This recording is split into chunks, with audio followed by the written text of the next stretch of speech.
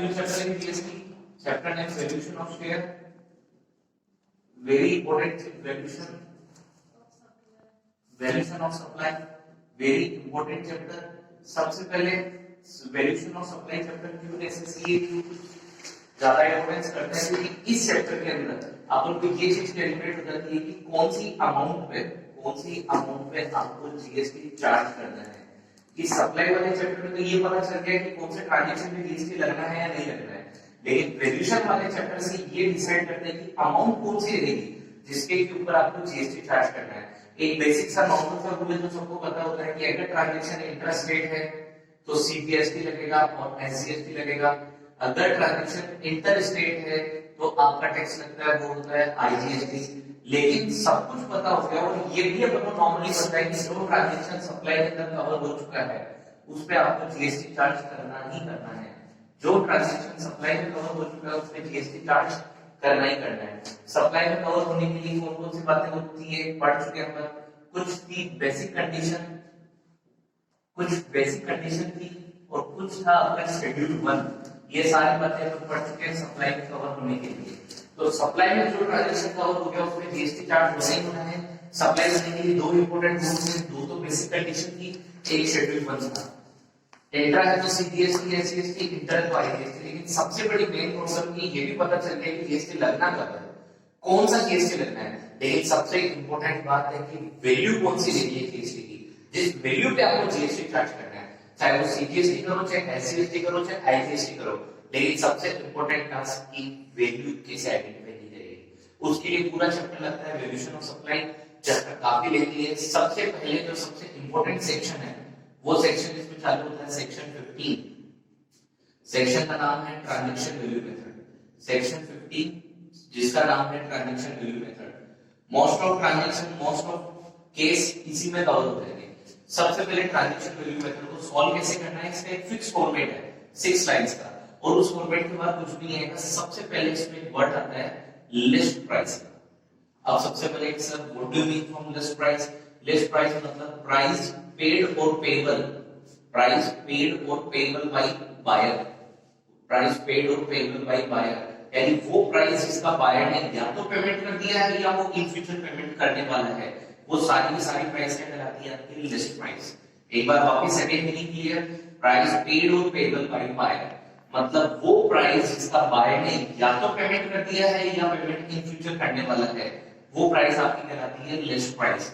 एक बार आपकी list price calculate हो गई, उसके अंदर 5 चीजों को ऐड किया जाता है, एक चीज को लेस किया जाता है, यानी ऐड होने वाले 5 आइटम, लेस होने वाला 1 आइटम। इसके अलावा इस फॉर्मेट में कुछ भी नहीं आता है। सबसे इजी कांसेप्ट है लेकिन समझना इंपॉर्टेंट है। बुक में काफी लेंथी दिया हुआ रहता है, इजी टर्म्स में।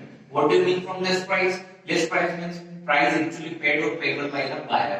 For example, if Mr. X would purchase from Mr. Y in cash 1 lakh rupees, तो list price 1 lakh. If Mr. X would purchase from Y in check, payment made in check 1 lakh rupees, then also list price 1 lakh, क्योंकि paid और payable आ रहा है. If Mr. X buy goods from Mr. Y 50,000 in cash and 50,000 in credit, then also list price 1 lakh.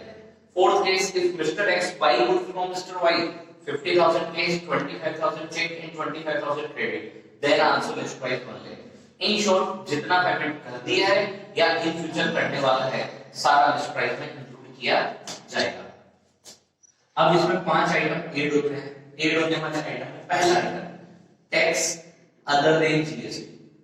Tax other than GST, जो भी tax GST के अलावा है, other than GST जो भी टैक्स चार्ज किया है किसने? सप्लायर ने। किससे? बायर से। वो सारे टैक्स ऐड किए जाएंगे। अब सर एग्जांपल कौन कौन सा टैक्स?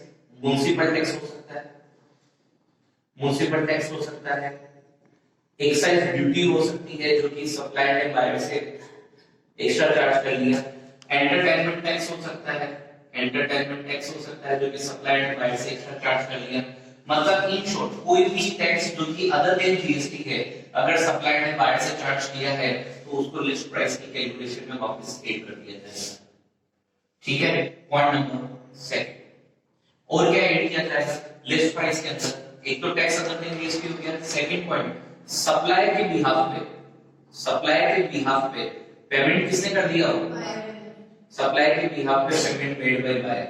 पेमेंट करना था सप्लायर को, पेमेंट करना था सप्लायर को, लेकिन पेमेंट कर किसने दिया? बायर ने। इसके लिए इंपॉर्टेंट चीज है कि पेमेंट बायर उसी केस में इंक्लूड किया जाएगा जब कोई ऐसा पेमेंट जो कि सप्लायर को करना ही करना था, लीगल फाउंडेशन था, स्टैट्यूटरी लायबिलिटी थी कि पेमेंट सप्लायर को करना ही करना है, लेकिन सप्लायर ने बायर से रिक्वेस्ट की कि आप मेरे बिहाफ पे पेमेंट कर दो, तो भी इसको एड किया जाएगा। और अगर बायर ने सप्लायर के बिहाफ पे खुद पे पेमेंट कर दी है और बाद में सप्लायर को इंटीमेट कर रहा है, इन्फॉर्म कर रहा है, तो भी इसको ऐड किया जाएगा। कंडीशन, पेमेंट ऐसा होना चाहिए जिसको पेमेंट करने के लिए सप्लायर लायबल था।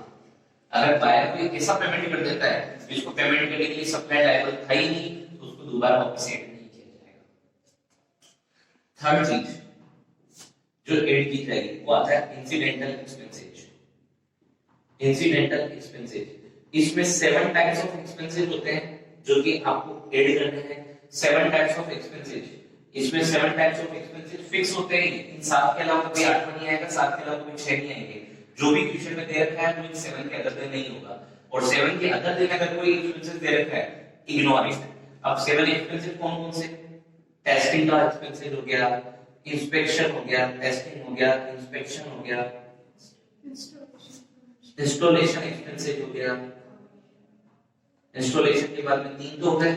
फोर्थ, कमीशन का एक्सपेंसेस हो गया, पैकिंग का एक्सपेंसेस हो गया, स्पेशल पैकिंग भी पार्ट ऑफ दिस, और loading expenses, loading expenses, last freight. ये 7 टाइप्स ऑफ एक्सपेंसेस जैसे होते हैं जो कि लिस्ट प्राइस में ऐड किए जाते हैं। ठीक है, 3 चीजें ऐड होने वाली होगी। पहला लिस्ट प्राइस, प्राइस पेड और पेबल बाय द बायर। 3 चीजें। जीएसटी के अलावा जो भी टैक्स है, क्वेश्चन बहुत इजी आएगा एग्जाम में, आपको क्लियर दिया हुआ रहेगा। जीएसटी के अलावा जो भी टैक्स है सब जोड़ दो, कुछ भी कैलकुलेट नहीं करना है। सप्लायर के बिहाफ पे अगर पेमेंट कर दिया बायर ने, ऐड कर दो। इंसिडेंटल जो 7 टाइप के एक्सपेंसेस है वो भी आप ऐड कर दो। 3 हो गए। फोर्थ टाइप का एक्सपेंसेस है वो है आपका interest and late fees. Interest and late fee का payment, interest and late fee का पेमेंट भी अपन ऐड कर दो। और लास्ट जो एक्सपेंसेस है जिसमें कि इस साल अमेंडमेंट आया है, जिसमें कि इस साल अमेंडमेंट आया है वो काफी इंपॉर्टेंट है, वो है आपका सब्सिडी। सब्सिडी कौन सी बनी? Other than government. Subsidy other than government, ऐसी सब्सिडी जो कि गवर्नमेंट से, गवर्नमेंट के अलावा किसी अदर पार्टी से रिसीव हुई है, ऐसी सब्सिडी को भी लिस्ट प्राइस की कैलकुलेशन के अंदर ऐड कर दिया जाता है। लेकिन यहाँ पे एक इंपॉर्टेंट नोट है, अगर कोई सब्सिडी आपको गवर्नमेंट ने दी है, कंप्लीट इग्नोर, ऐसी सब्सिडी आपकी कैलकुलेशन में ऐड नहीं की जाएगी। लेकिन कोई ऐसी सब्सिडी जो गवर्नमेंट के अलावा थर्ड पार्टी ने आपको दी है, ऐसी सब्सिडी को लिस्ट प्राइस की कैलकुलेशन में वापस ऐड किया जाएगा। लेकिन कंडीशन क्या है? लिस्ट प्राइस की कैलकुलेशन में ऐड करने की कंडीशन क्या है? कंडीशन वही है, अगर वो प्राइस आपकी वैल्यू को अफेक्ट करती हो, अगर ऐसी सब्सिडी से मिलने वाली अमाउंट आपकी वैल्यू को अफेक्ट करती हो, तभी आपको एड अप करना है, otherwise not. For example, government ने जो सब्सिडी दी है उसको तो कंप्लीट इग्नोर, ध्यान में नहीं रखना है।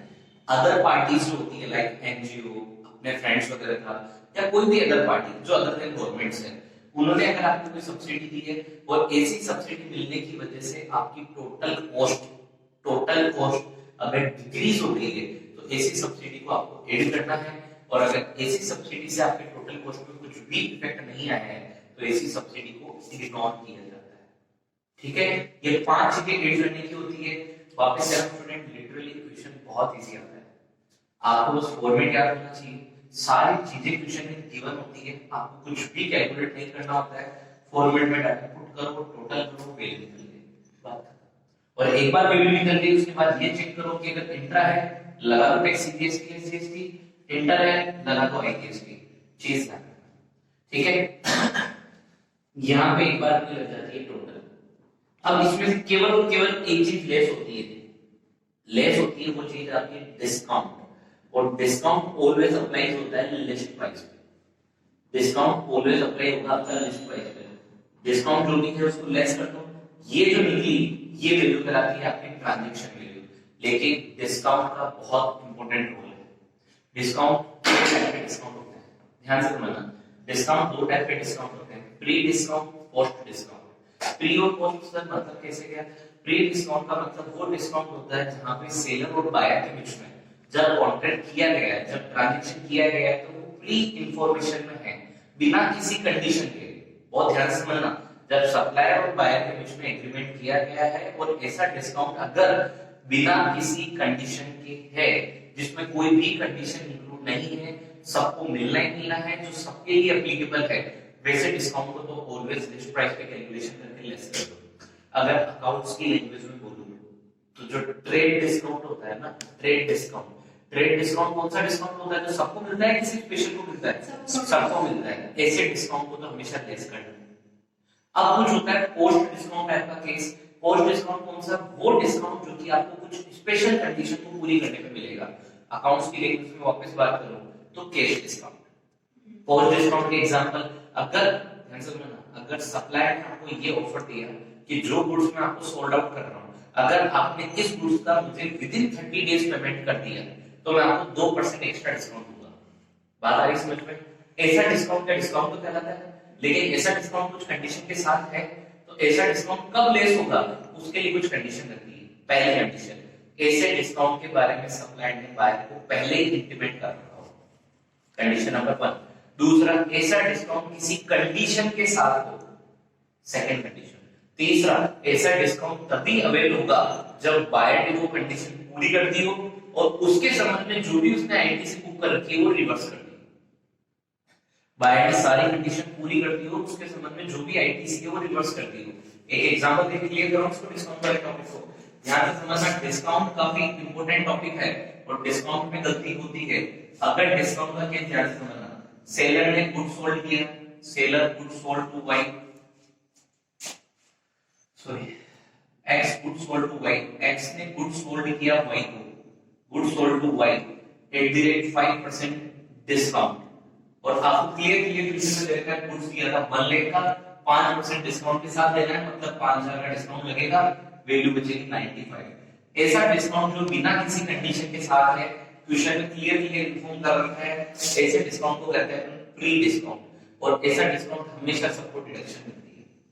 लेकिन मेन एग्जांपल ध्यान देना वो है आपका पोस्ट डिस्काउंट। पोस्ट डिस्काउंट में पहला केस, सेम केस। अब सोचो x ने गुड सोल्ड किया y को, x good sold to y, ठीक है, कितने का?